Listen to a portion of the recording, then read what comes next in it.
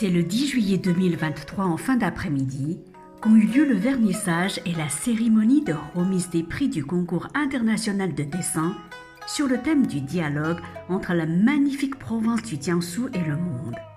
50 dessins réalisés par des enfants français pour montrer la beauté touristique du Jiangsu telle qu'ils l'imaginaient, ainsi que 50 dessins réalisés par des enfants chinois ont été exposés au Centre Oriental Paris. La cérémonie a débuté par une vidéo promotionnelle pour présenter les attraits du Jiangsu sous différents angles, culturels, artistiques, environnementaux. Plusieurs personnalités parmi celles qui étaient présentes ont prononcé un discours. Tian Gang, vice-directeur de l'Office du tourisme et de la culture du Jiangsu, a déclaré « C'est un grand plaisir pour moi de rencontrer tous mes amis à Paris, capitale romantique, à l'occasion du vernissage et de la remise des prix aux lauréats du concours international de dessin. De janvier à juin 2023, des enfants chinois et français et venus de 92 villes comme Paris, Bordeaux ou Versailles ont participé à la sélection présentée au concours. Leurs dessins ont été réalisés dans le cadre du dialogue entre la magnifique province du Jiangsu et le monde, sur le thème de la protection des habitats des animaux sauvages et du paradis des oiseaux. Ce soir, avec le jury du concours, je récompenserai 6 œuvres empreintes d'imagination, d'originalité, de qualité poétique et artistique. J'adresse mes félicitations aux enfants et je les invite, ainsi que les touristes du monde entier, à aller visiter le Jiangsu, où la beauté écologique exprimée dans ces dessins est devenue une réalité.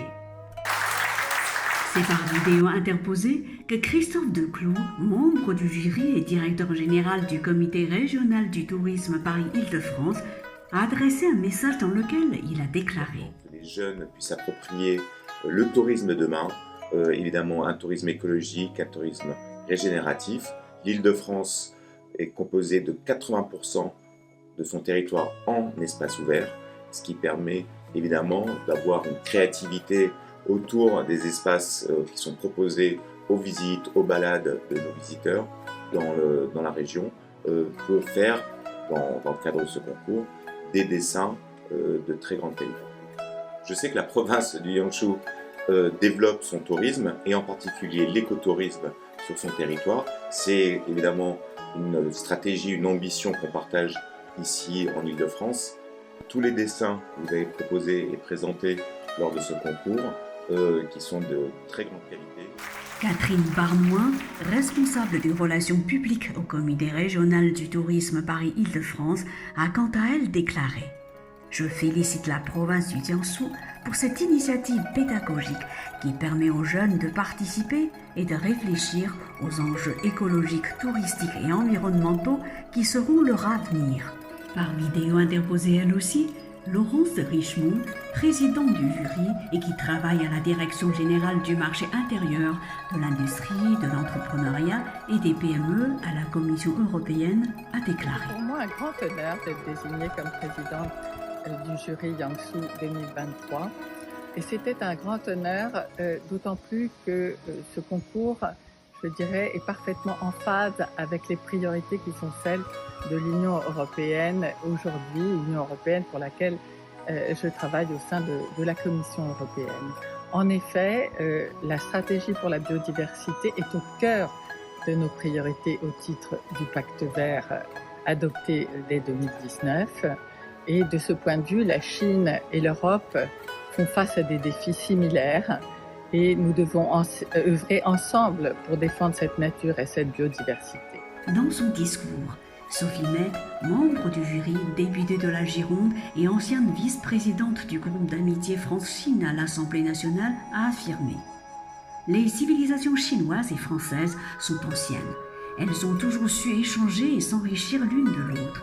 Ce concours constitue un exemple récent de cette coopération qui grandit les peuples. Le concours de dessin du Jiangsu doit être l'occasion de nous le rappeler. » Enfin, Anne Baucher, qui représentait Florent Merle, membre du jury et directeur adjoint des relations européennes et internationales à l'Office français de la biodiversité, a déclaré « Nous sommes heureux d'être parmi vous pour le vernissage de cette exposition qui représente beaucoup pour l'Office français de la biodiversité. car la Chine fait partie des pays avec lesquels nous avons une collaboration approfondie, notamment avec l'Agence nationale des forêts et des prairies. Sous les regards admiratifs du public, Catherine Barnoin, responsable des relations publiques du Comité régional du tourisme Paris-Île-de-France, a remis le prix aux 3 lauréats qui ont remporté le 3e prix. Adèle Babin, Geneviève Bissareff, Annabelle Méplet-Albert. Sophie Met, députée de la Gironde à l'Assemblée nationale, remet les 2e prix aux lauréats. Arthur Grandchandéro et Sophia Senoussi. Enfin, Tien Kang, vice-directeur de l'Office du tourisme et de la culture du Jiangsu, a remis le 1er prix ex aequo à 2 lauréats, Marguerite Chavroux et Gabrielle Leray, qui ont réalisé ensemble une œuvre. En tant que lauréate, Sophia Senoussi a exprimé son émotion dans une vidéo. J'ai composé une scène de plage remplie de couleurs qui inspirent la vie et la biodiversité. Sur cette plage se côtoient de nombreuses espèces d'animaux différents dans l'harmonie et la bonne entente. Pour défendre la cause de l'environnement qu'il nous faut plus que jamais préserver. Pour sa part, une autre lauréate, Geneviève Bissareff, a déclaré également par vidéo. J'ai repris le thème des grues pour le concours Les plages sauvages du Jiangsu, en les dessinant cette fois-ci au crayon de couleur et à l'aquarelle sur fond blanc. Les beaux voulaient que leur lieu d'habitation soit protégé pour préserver la longévité de leur espèce. 2 professeurs de dessin, Guillaume Clément et Philippe Sutter, ont ensuite pris la parole chacun son tour. Guillaume Clément d'abord qui a déclaré « La mise en concurrence, la sélection hiérarchisée, même si elle s'impose souvent à moi en tant qu'enseignant, n'est pas à mes yeux une source féconde de création. Pour paraphraser le légendaire Lao Tzu, je préfère la voie que le but. » Puis Philippe Sutter, il a déclaré « Je suis très heureux et fier d'avoir remporté le 1er prix grâce à l'excellent travail de Marguerite Chavroux et Gabrielle Leray en classe de 4e. Mais leur réalisation va plus loin que cette consigne initiale, car il s'agit là de l'universel, d'un hommage à notre bien commun qu'est la nature. » Béatrice Foucault, directrice de la communication au sein de PWE+, est montée sur l'estrade pour décerner aux lauréats les prix de la créativité. Elle a également annoncé la création d'un certificat de participation pour tous ceux qui ont participé au concours.